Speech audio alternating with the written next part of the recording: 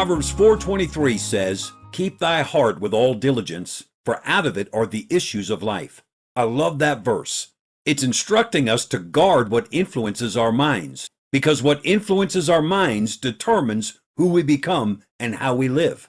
The verse says, "Keep thy heart," because what's in your heart steers your will, your actions. But before anything reaches your heart, the place of emotions and passions, it first enters your mind, the place of thought and logic.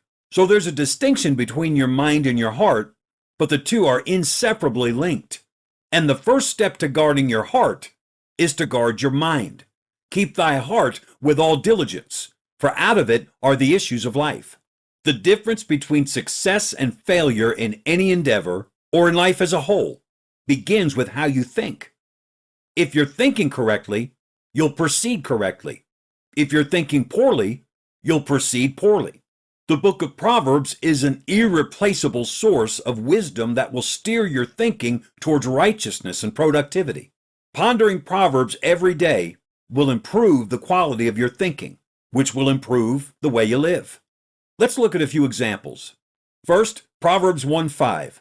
A wise man will hear and will increase learning. That's stating that the essence of wisdom is teachability. If you want to be wise, you must be teachable.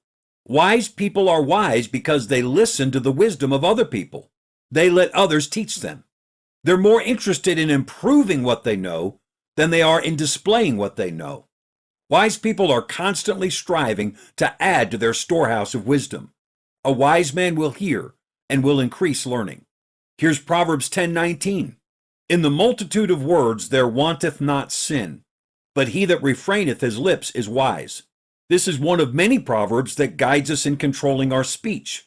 It warns that the more you talk, the more potential there is to get yourself in trouble.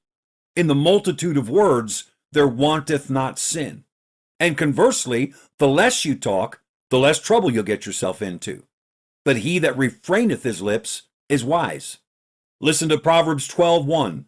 Whoso loveth instruction loveth knowledge, but he that hateth reproof is brutish. Instruction, that's when somebody corrects you. Somebody tells you how to do it better. A teacher, a coach, a boss. Whoso loveth instruction. Nobody loves to be corrected. Nobody says, "I just love it when the foreman comes up to me and says, 'Hey, if you'll do it this way instead of the way you're doing it, it'll come out better. I just love that.'"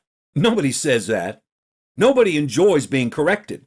Our pride builds a wall and makes us say, "I don't need anybody to tell me how to do it." But this verse says, "Whoso loveth instruction loveth knowledge." The only way you're ever going to learn is to welcome instruction, even if it hurts your pride. But he that hateth reproof is brutish. Brutish is a kind word for stupid. If you want knowledge, you have to learn to enjoy being corrected without getting your feelings hurt.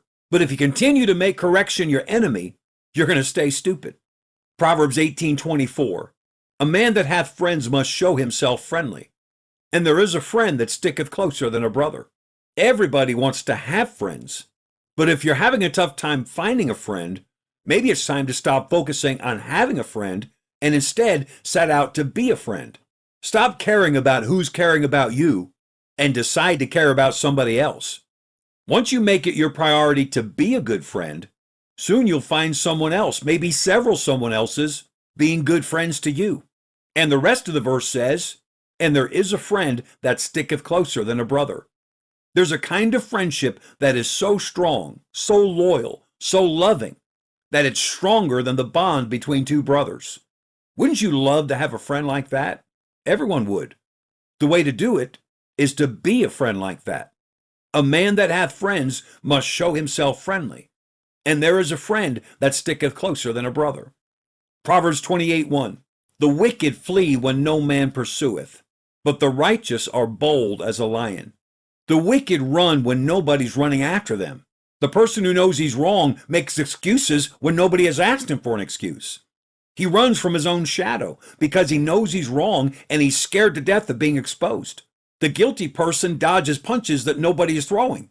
He avoids confrontations that only exist in his imagination. He's constantly constructing mental defenses because he's hearing the voices of his accusers in his head. but it's his own conscience that's accusing him. The wicked man has to shout everybody down and interrupt everybody mid-sentence so they can't say what he's afraid to hear. The wicked flee when no man pursueth, but the person who's right, he stands his ground. He's got nothing to fear by standing his ground because he knows he's right. He doesn't have to shout, scream, argue, run, or fight. He can afford to be bold and courageous because he has nothing to hide. The wicked flee when no man pursueth, but the righteous are bold as a lion. Keep thy heart with all diligence, for out of it are the issues of life. Christian, filling your mind and heart with the powerful principles of Proverbs will impact how you live. Stay the course.